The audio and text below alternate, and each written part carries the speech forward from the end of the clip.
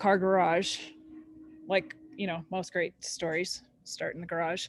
And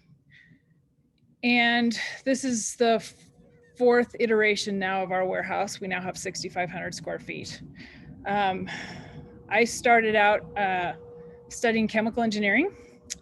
Got the chance to live in Napa, California, where I worked for one of the very first organic growers and in the Napa Valley, who was passionate about that.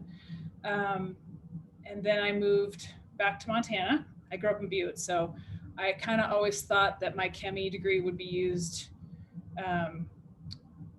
in reclamation work and cleaning up Superfund sites, since that's what I grew up on.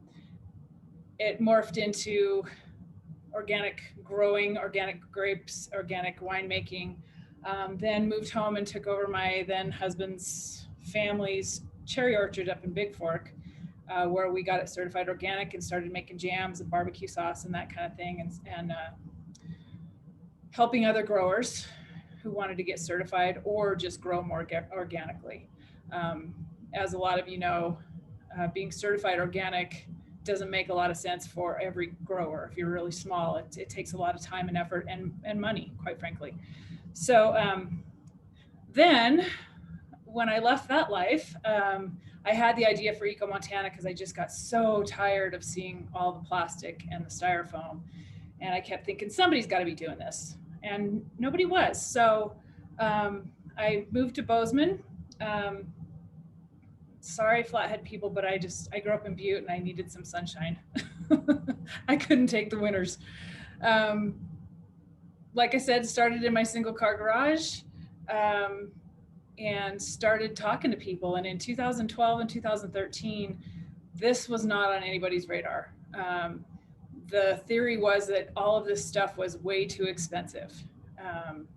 But got to talking to Nova Cafe, Serena at Nova, who had been a customer of mine. We had been selling her buckets of frozen organic pitted cherries for years. And she was my first customer here. Lucky for me, my first customer is my biggest customer, and she's a serial entrepreneur who likes to open new restaurants. So that's fabulous for me. So we now have over 200 customers in Montana. We distribute pretty much everywhere. Some places are a little more logistically challenged than others, but yeah. So a little background about compostables. First of all, I'm not sure how many people know this, but there's over 21 million tons of plastic, non-durable goods, containers, packaging, that kind of thing, produced just in the US every year. 9% of anything that is recyclable gets recycled. 9%. 25% of the stuff that isn't recycled ends up in our waterways.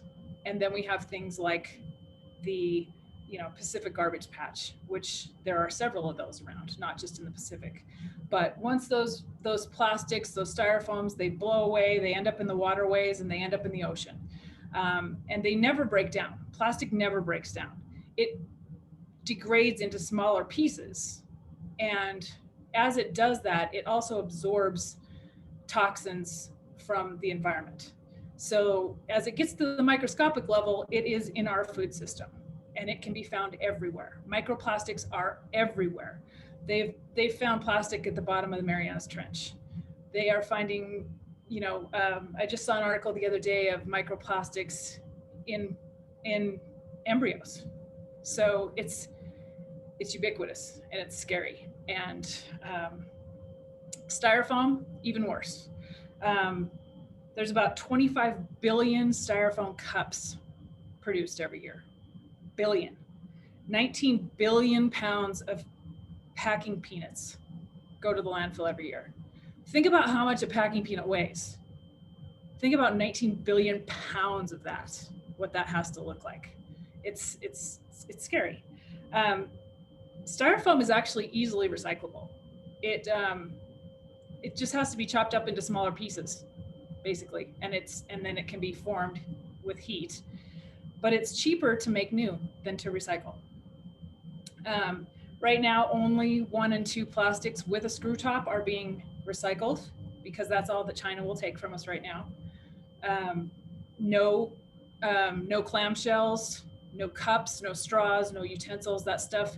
If you put it in your recycling, it gets hopefully taken out and sent to the landfill, or it can gum up their whole shipment that's going to China usually to be recycled. China's taking less and less of our trash, and who can blame them? Why should we send our trash over there for them to dispose of? So they're getting pickier about what they take. So then we have biodegradable products. Biodegradable doesn't mean anything. Well, it means that it will degrade into smaller pieces, but there's no regulation. Compostable is regulated. It's sort of like the difference between natural and organic. Natural isn't, you can't get certified, whereas there is a certifying body for compostable materials. It's called BPI. And anyone who is doing compostable stuff probably will have that on their products because they want their customers to know. We vet all of our products here. We know that places like Yes Compost, Happy Trash Can, and Dirt Rich, and the places in Missoula, we know that they can take our products, and they know that we only sell products that can go into their compost piles. There's a lot of greenwashing out there, like with putting biodegradable on there. You'll see paper cups that will say recyclable, but they're lined with a plastic liner.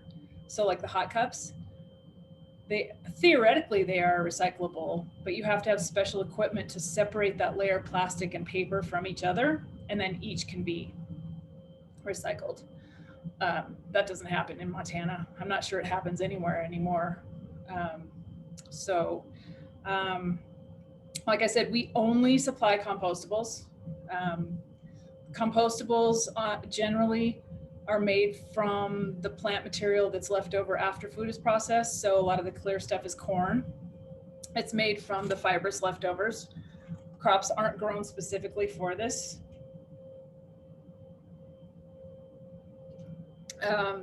Sugarcane is a big one, bagasse, which is what's left over after sugarcane is processed. We have some straw materials. It takes about half the energy to produce these products than it does plastic. And it's made from the stuff that should go to the compost pile anyway. So price-wise, excuse me, price-wise, it's gonna be a little more spendy than, say, a plastic cup, depending on where you get it from. You know, if your supplier is someone like Cisco, it depends on what your product mix is with them to what price you get. So it's hard for me to say you're going to pay this many more cents per item because I don't know where you're getting it from. Generally, it is cents. It's not a huge discrepancy. Unless you're talking about styrofoam, and then styrofoam is just stupid cheap. And we can't compete with that. But, you know, if that's where your head is, then I guess we're not really talking anyway. So to give you an example, a 16-ounce cold cup will cost you by the case about 17 cents. We have 6x6 fiber clamshells. They're about 17 cents. Let me show you a couple of items we have in here. I know Heather is using some of these. The co-op here in Bozeman uses these. You can bake right in them. They're baking cakes in them. Fiber bottoms, clear tops. We've got all kinds of good stuff. Catering pans lined with PLA. Oop. So they're soak proof. We've got clamshells. We've got coffee cups. We've got cold cups. We've got straws. We've got lots of stuff. I think that's about all I have for you. If anybody wants more information or price sheets or anything, you can email me also. It's ecomaniac.mt@gmail.com. Perfect. Question, two questions. For the the containers you showed that had the clear lid and you can bake in them, you don't bake with the lid on, right? Like that goes on after baking? Correct. None of the clear stuff will hold up to heat. It will like disappear before your eyes. It won't even melt onto stuff. I mean, it will start to if you put it under a little heat, but a lot of heat, it will just like, it's like a cartoon. It disappears. There are fiber lids available also, but a lot of the places like the clear lid so that you can see, and then you just need to put on your label that, you know, remove this before it goes in the oven. And they can withstand 450 degrees for 45 minutes. So. Wait, do you sell plastic bags? Nope, we don't sell anything plastic. Certified compostable, like clear bags? We don't have clear, we do have trash bags that are compostable. Okay. We've got them in 3, 13, 33, 45, and 55 gallon sizes. They're kind of a opaque green. Okay. Great. And lots of folks asking for do you have any fact sheets to kind of point people to or more information on the excellent stats you had at the beginning? Boy, I've gotten it from a lot of places. A really great place to find a lot of information is worldcentric.com. They're one of our big manufacturers. Most of our stuff comes from them. They have a great, a few great pages on their website that talk about all kinds of stuff. They're a certified B Corporation, have been for quite some time. They're a wonderful, wonderful company. In it for all the right reasons, and I wish they made everything that I needed so that I could only buy from them because they're awesome. But go to their website. There's lots of good information there. Great.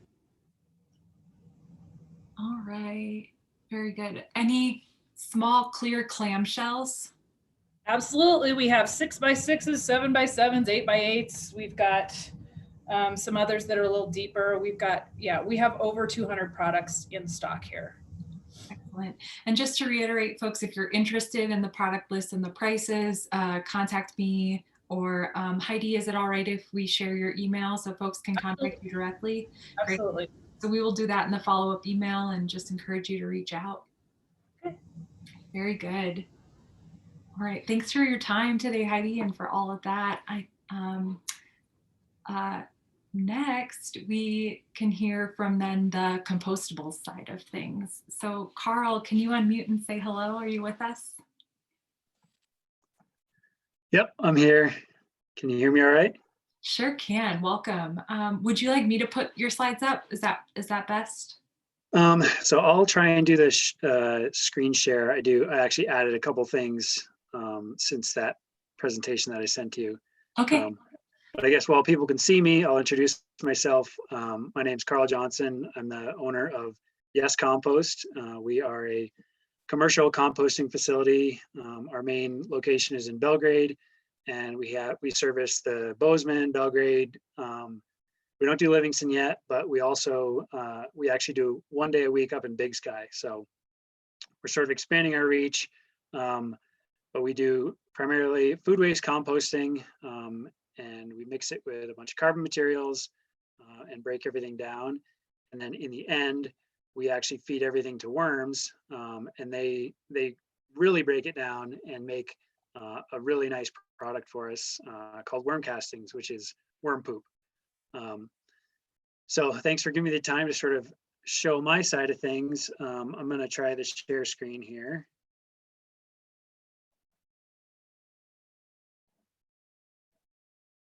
Hopefully that. We see the whole PowerPoint window. Okay. There we go. Does that do it now? That's perfect. Okay. Yeah, so this is our facility out in Belgrade. We got a great view of Ross Peak, and that's my dog Obi sitting on the pile.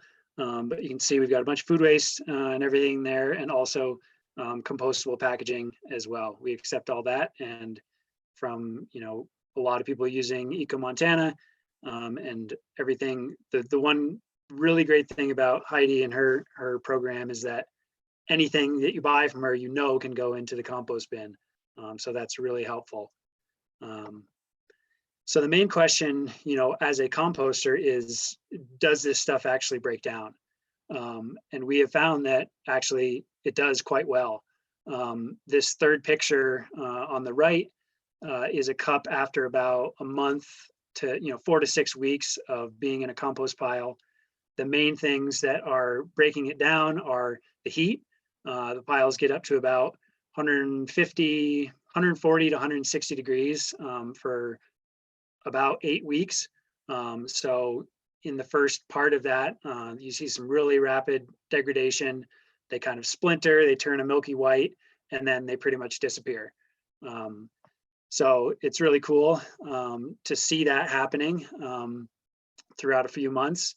But from my perspective, it is really awesome to see them break down, but there's definitely a lot of considerations to make when you're approaching, a compostable to-go product or a single-use item.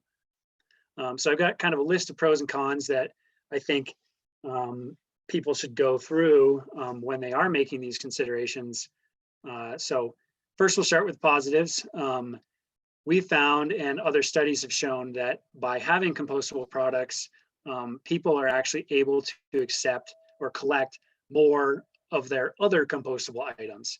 So an example of that is somebody that has a countertop food waste collection bin that is kind of grossed out by it and doesn't want to, clean it all the time.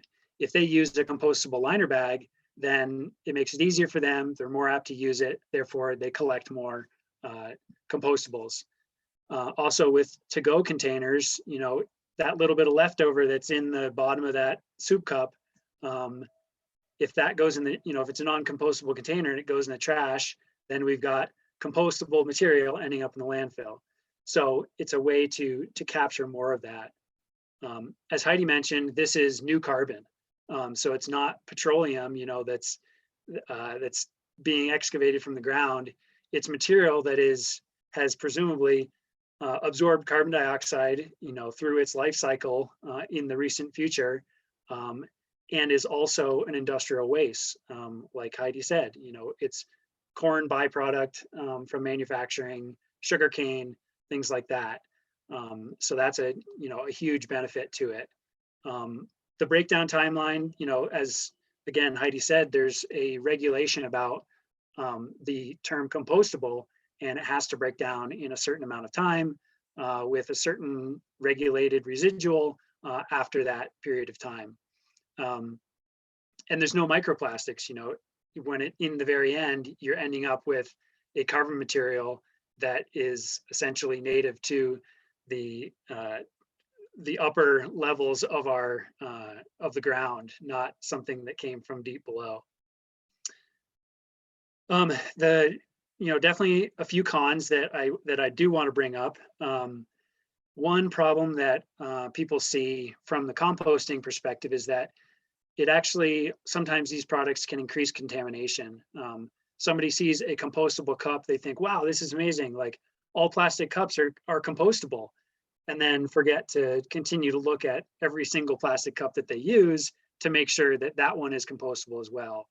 There's a lot of greenwashing that makes it really confusing for consumers. Again, that's why it's fantastic to use EcoMontana, because you know what you're getting, it's compostable. PFAs it's a chemical, it's a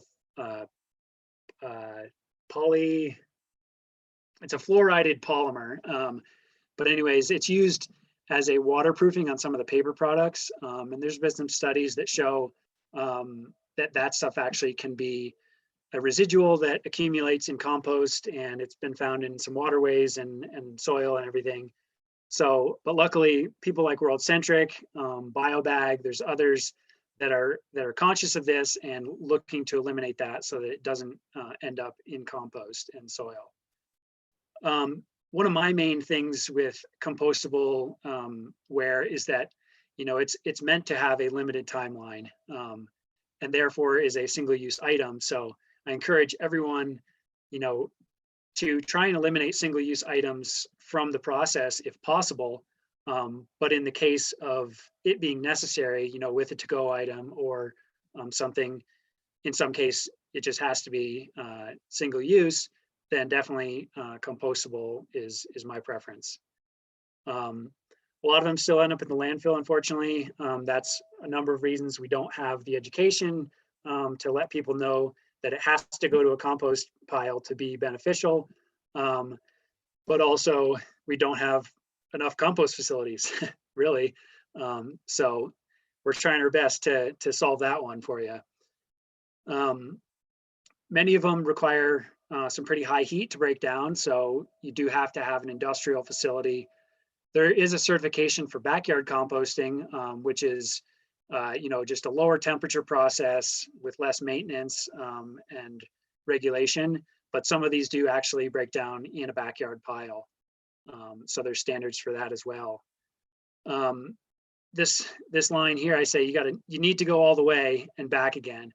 And what I mean by that is when you have, you know, as a company that is using to-go-ware or single-use items that are compostable, you got to make sure that you go 100% of the way and have everything be compostable.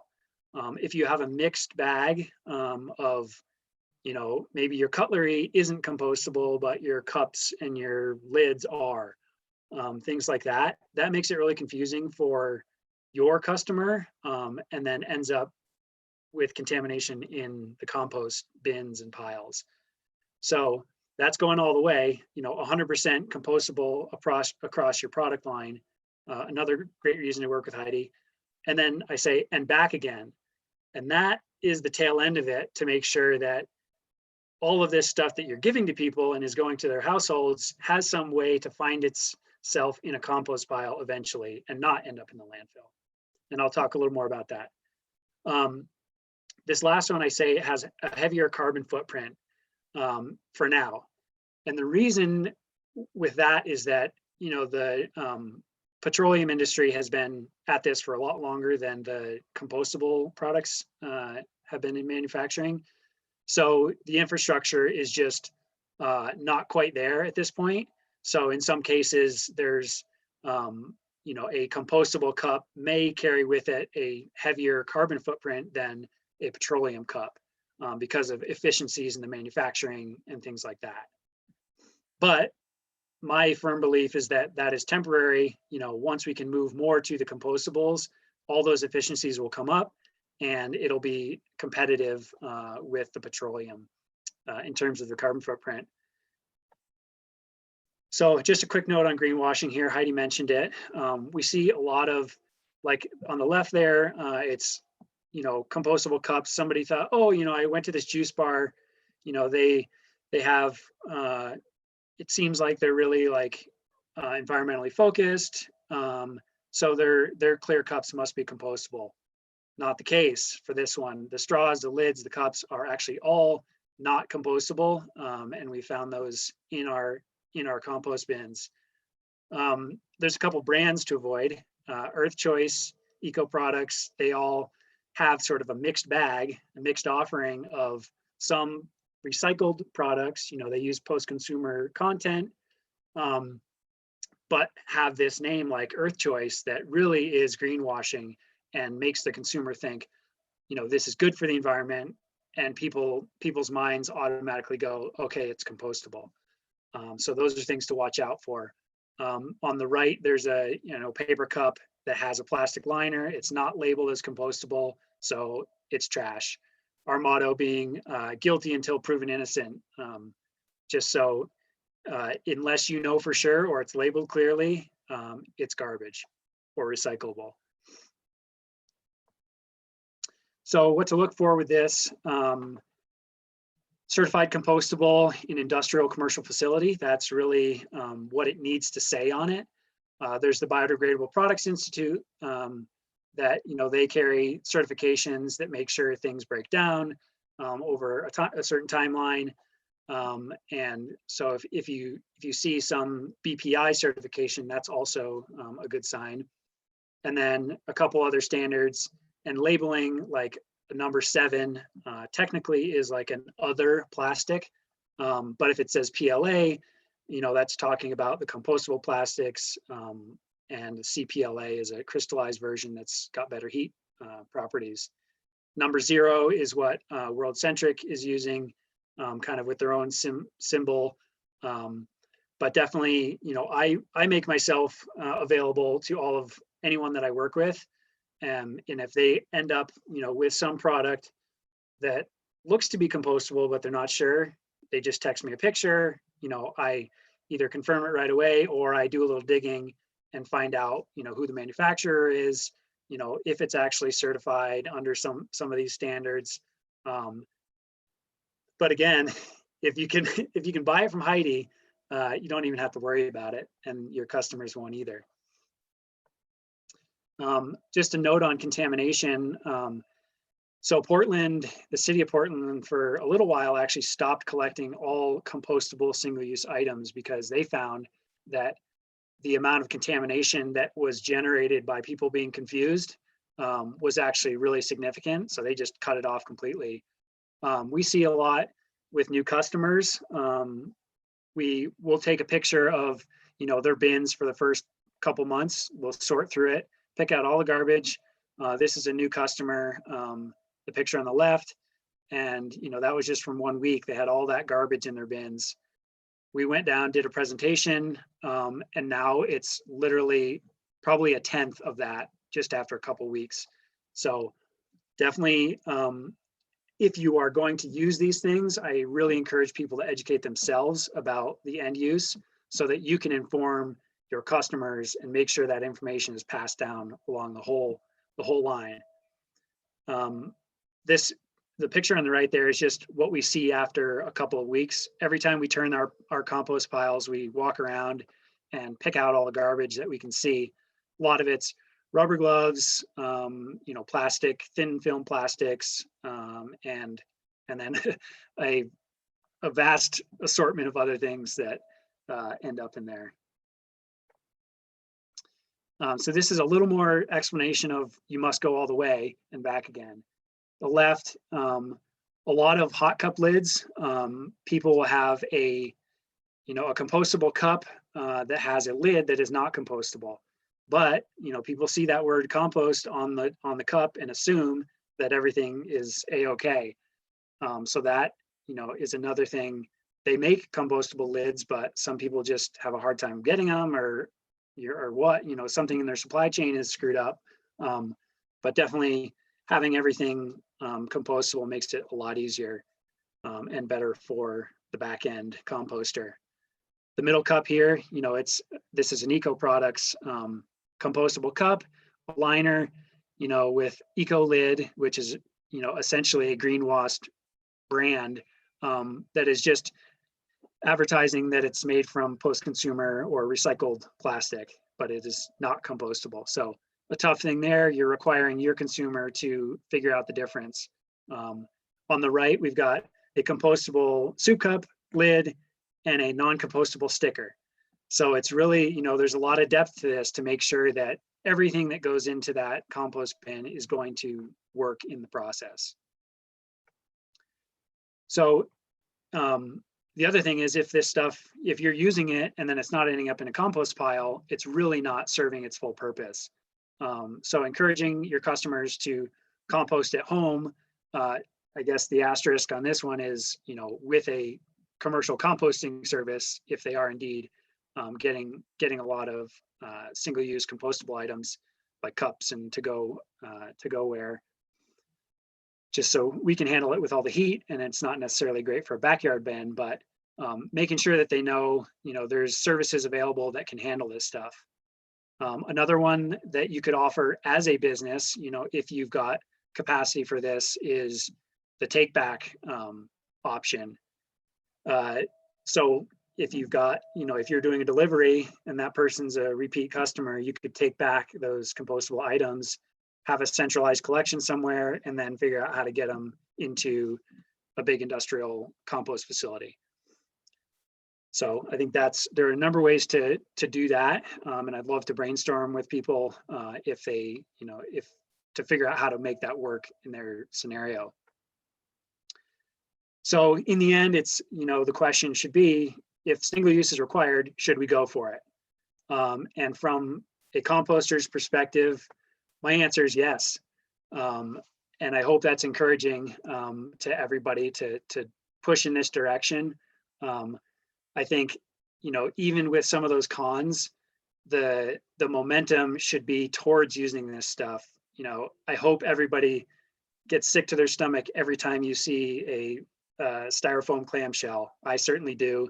And it's just, it's really, there's no reason for it at this point. We've got, we've had so many other options that are, best practice is way above the old school styrofoam and such. And then, here's a Gandhi quote to end it with, be the change you want to see in the world. I'm sure everybody or most of the people have heard this.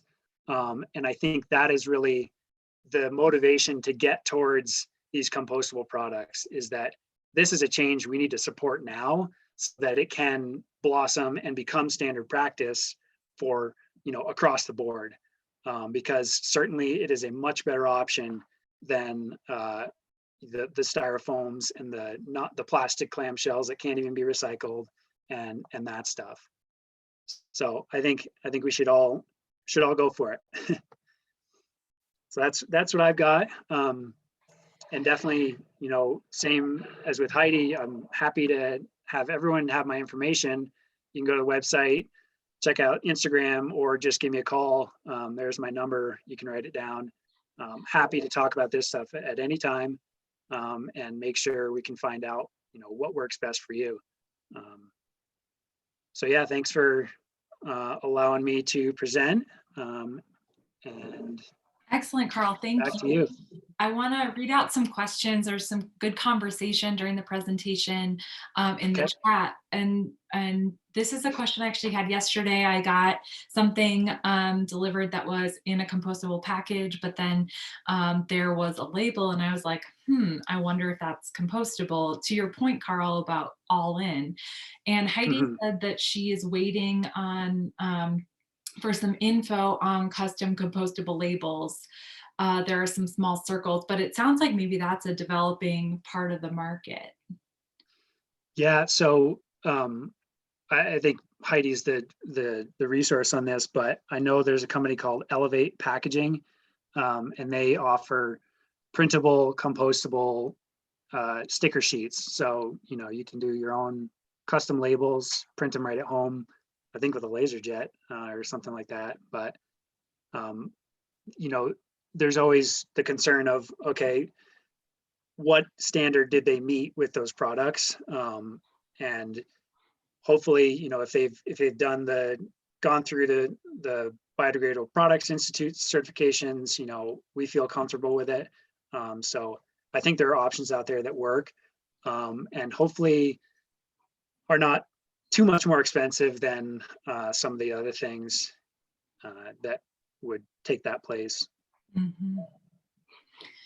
Yeah, and another question, and you touched on this, but I just want to give you a chance to answer. So if someone lives in rural Montana where they don't have a compost collection available, to make it clear, your recommendation is still be an early adopter, use the certified compostables. Yes. And then give me a call and we'll figure out how to get them composted. So I think it's sort of putting, the cart before the horse in some ways at this point, but I do think it's, if everybody decides, oh, well, it doesn't really make sense at this point, then we're not going to build the momentum that actually makes it competitive, against the petroleum product version. I think of it kind of like, where solar power was 15 years ago. It was, incredibly expensive. It was people that had money, their affluence allowed them to participate. But by them doing that, they stimulated the market and all the engineering and development that was needed to now have it be a competitive energy source with fossil fuels. And I think we're actually, we're not as far off as solar was 15 years ago, but it's kind of that same scenario. And I think, we can figure it out to where pretty quickly we'll start to see some more compost facilities and figure out how to handle this stuff even better. The products are going to get even better, from a durability standpoint and a compostable standpoint, as long as we continue to stimulate this market.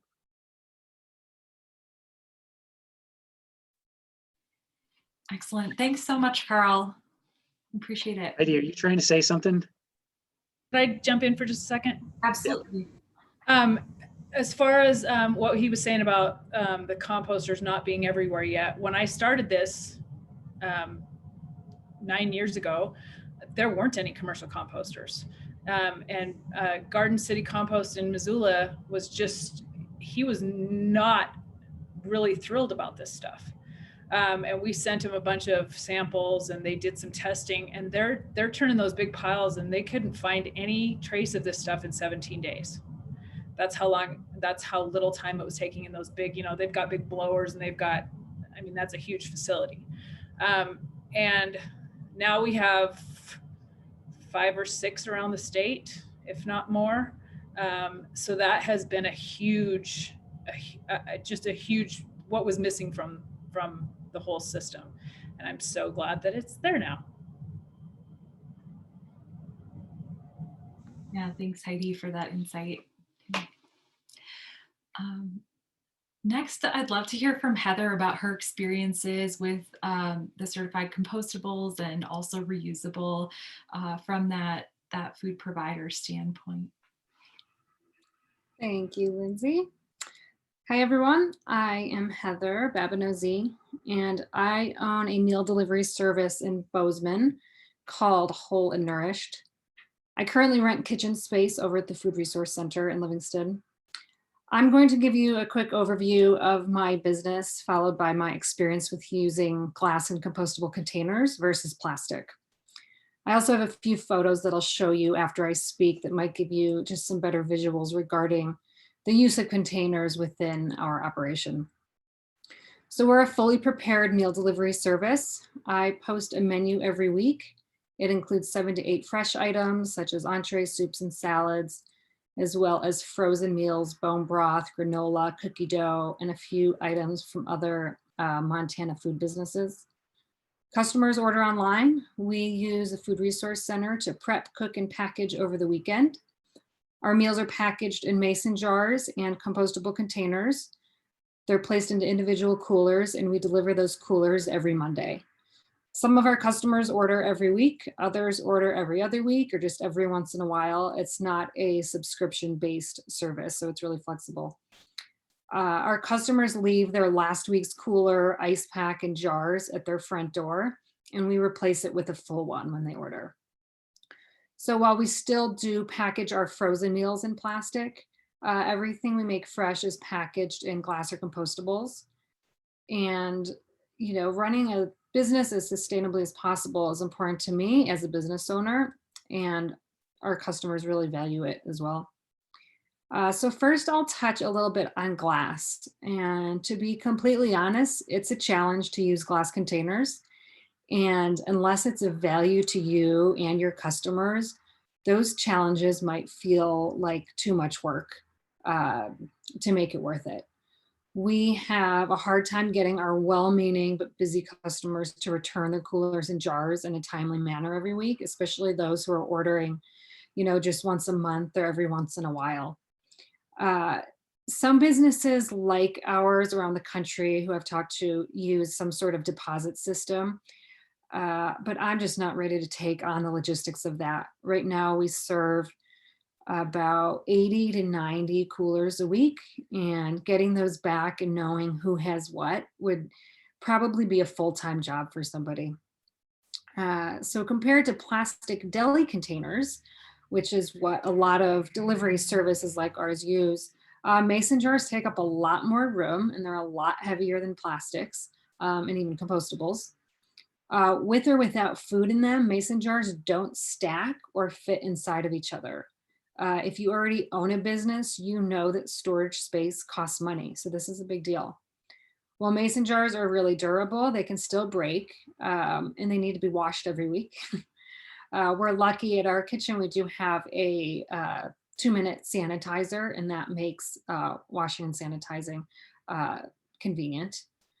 Of course, we value using reusable packaging, and so do our customers. So we're willing to do the work to keep using glass. If they're returned in time and you have the storage space, and it can save money, and food looks beautiful in glass, I think more so than any other container. We have had really good experience working with compostables, which we purchased from Heidi at EcoMontana. They're light and they stack well. We use compostables for any of our meals that don't fit well into jars. So for example, chicken thighs or shepherd's pie. Customers like they can warm up their dish right in the container, just pop it in the oven. We also use the lined containers for some of our baked goods, like a pan of brownies. So with those, we don't have to bake in our own pans, cut up, and then transfer into another dish. So the customer purchases the whole loaf or cake, and they come in, as you saw with Heidi, they come in, 16-ounce containers. So it's it's almost like a single portion, even for a baked good. So it saves us a few steps with the slicing up and portioning out and packaging again. If at some point we find glass too impractical, we will likely switch to using just compostables. Unfortunately, I don't think many of our customers are utilizing composting facilities. So our next step, which has been on my to-do list for a few months, is to make that more accessible to them. So that might mean offering to take back the compostables. A disadvantage of that, of course, is that if there's any leftover food in it, then this time of year doesn't really matter. But if it's in there for a couple days in the summer before we empty out those coolers, and we have food particles molding in our coolers. So we could possibly take those back like we do the glass and bring them to a facility for them. Or it might mean collaborating with Karl or another local composting facility to help encourage our customers to compost.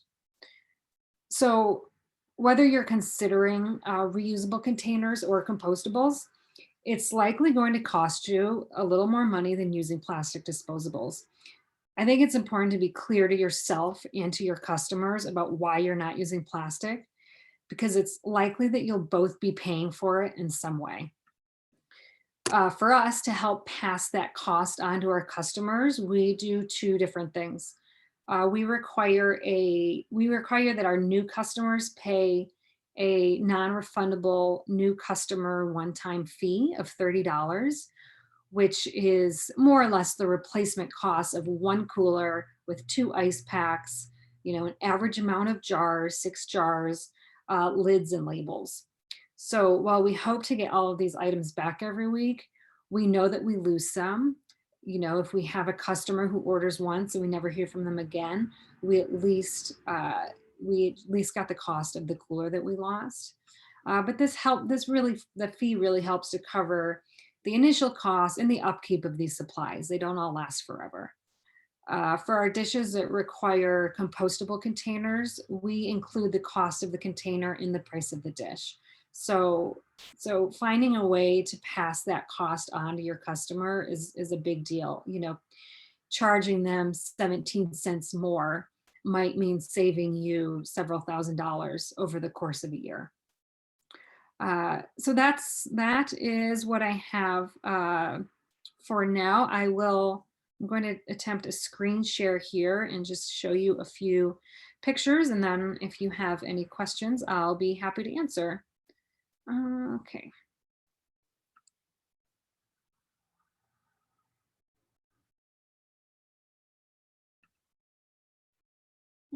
Okay.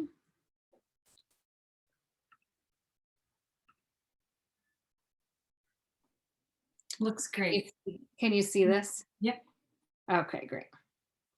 Okay, so these are just going to give you kind of an idea of what our what this looks like in action. So this is a speed rack full of jars. If these were plastic, we would probably be stacking them and they would essentially take up a lot less room.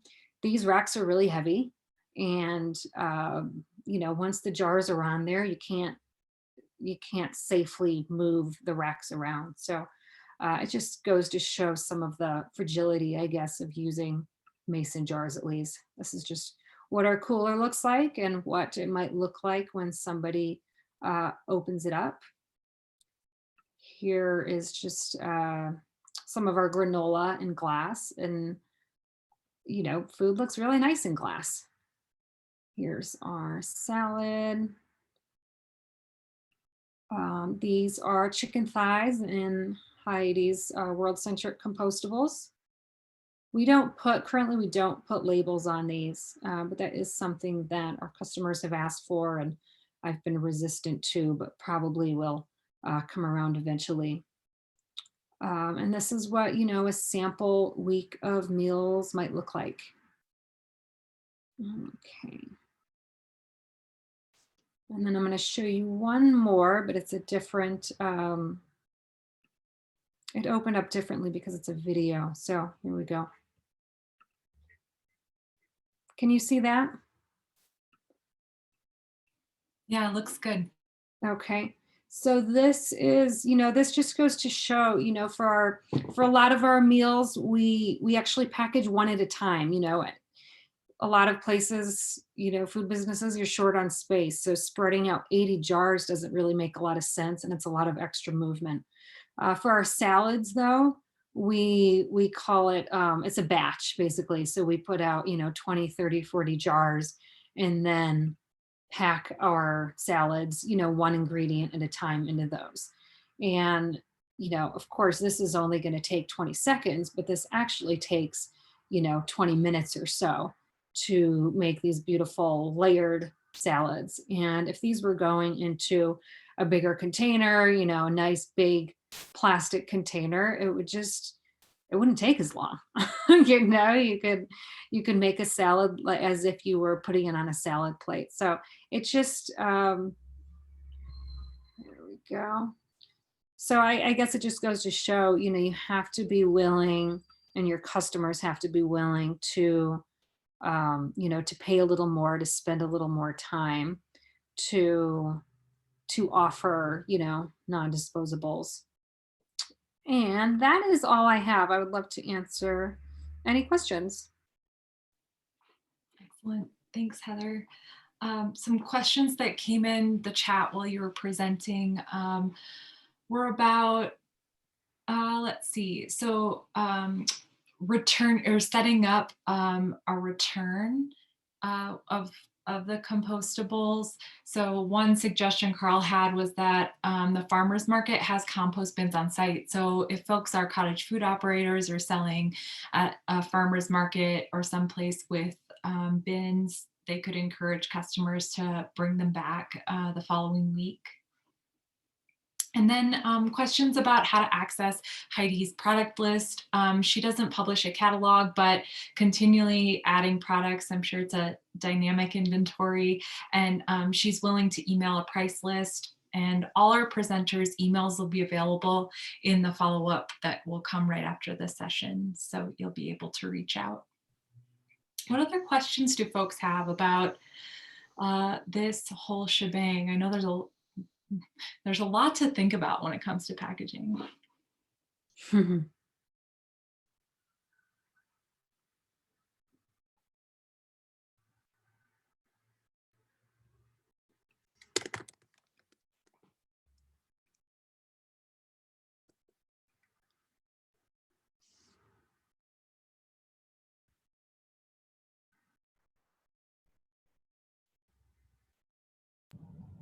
Lindsay, can I say a little something else? Please do. Talking about labeling, the co-op labels all their stuff, all their compostables, and on their labels, they do explain that the container is compostable, the label is not. Please remove the label from the container before you put it in the compost. I'm sure that a lot of those labels end up in the compost, but they're trying. Education is huge. We work at the farmers markets every year, just standing at the trash cans and helping people, put their stuff where it needs to be, sort their trash. At the Bogart Farmers Market, all vendors are supposed to use compostables. There always seems to be a few that somehow sneak some stuff in, but they're getting better. But I'm always amazed at how confused people are and how daunting they feel it is when they walk up and they see all these things, even though they're labeled, there's pictures of stuff where they need to go. They're still like a deer in headlights. And when that happens and there's no one there to offer some guidance, it all goes in the trash. They don't want to, a lot of people don't want to mess it up, or plastic spoons are going into the recycling when they are, then that's messing that up. Because I think, we've been taught about single stream recycling, and we have not done ourselves any good in doing that, because it can't be done. It can't be done practically anymore.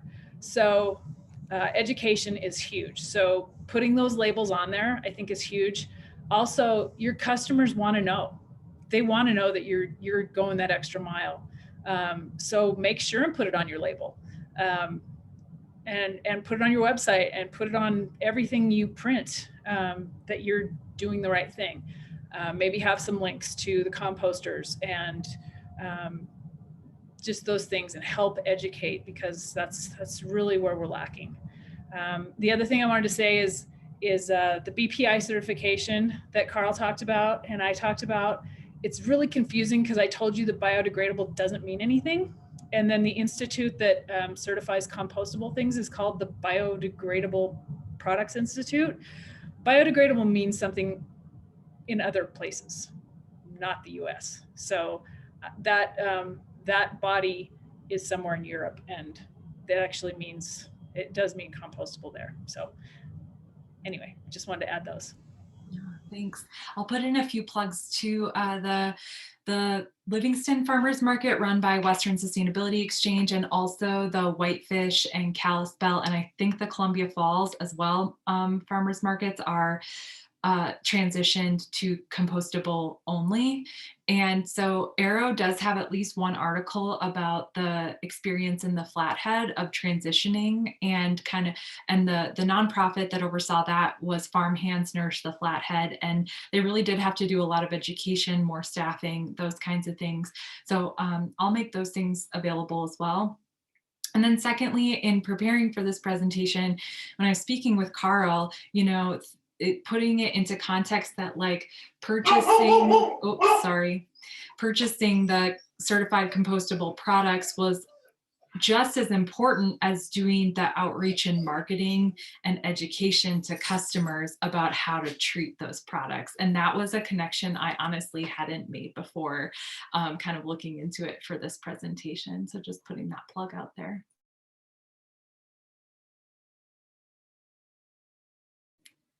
Any other questions for today? I just want to note that the Big Sky Farmers Market is also in the process of transitioning.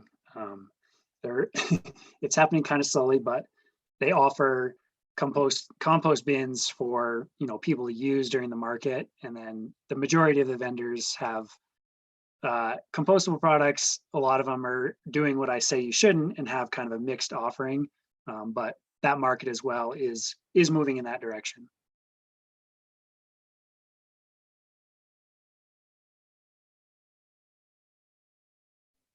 Karl, I don't remember if you mentioned it in the presentation today, but you had told me about kind of a community collection that's beginning at Lot G. Can you talk a little bit more about that? Yeah, so Lot G, as well as it's like 3 restaurants. It's like Lot G, the breakfast place. There's a couple of them that are all the same owner. They have partnered with Happy Trash Can to do all their back of house, front of house compost collection.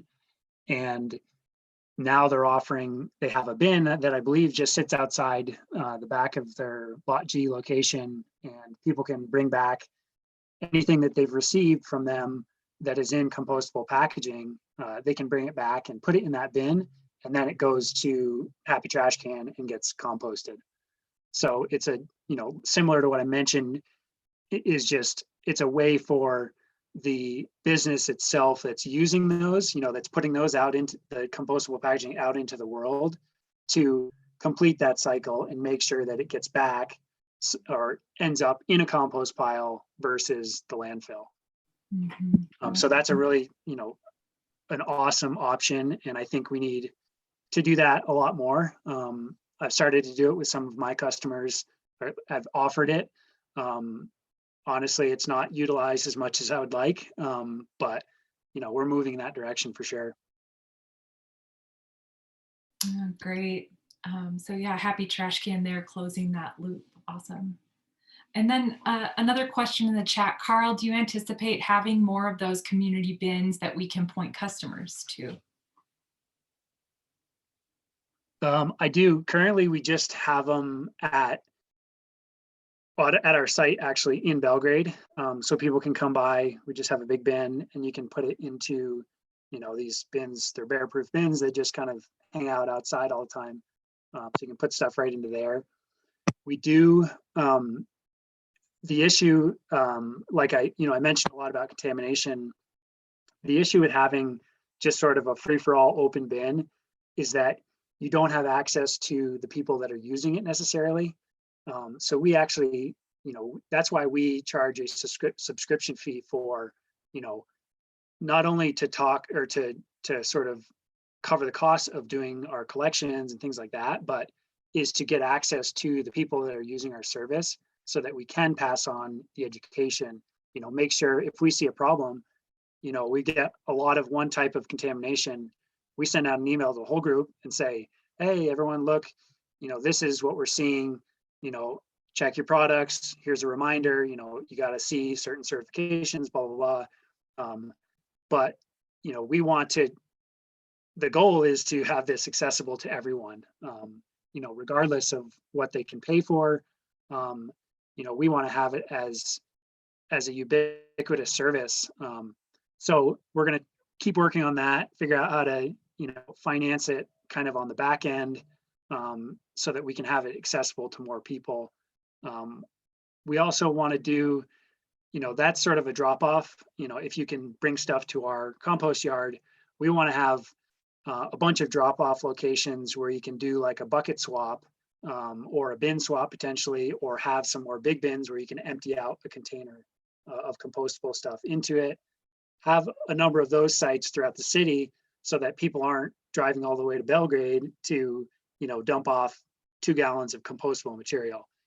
There's certain efficiencies that we have to consider. So to make sure we're not being penny wise, pound foolish. But definitely, Heather, we want to get that out and expand it so that people have access to the bins.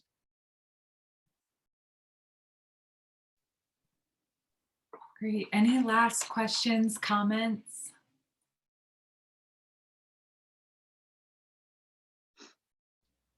I guess I have a comment. I would just say that, like, I think I was one of those people that was maybe slightly resistant to changing what I was doing at the farmer's market, just because I was used to what I was doing. And I thought all the things that were mentioned, like, it'll be more expensive, it'll be this, it'll be that, I don't want to change, blah, blah, blah.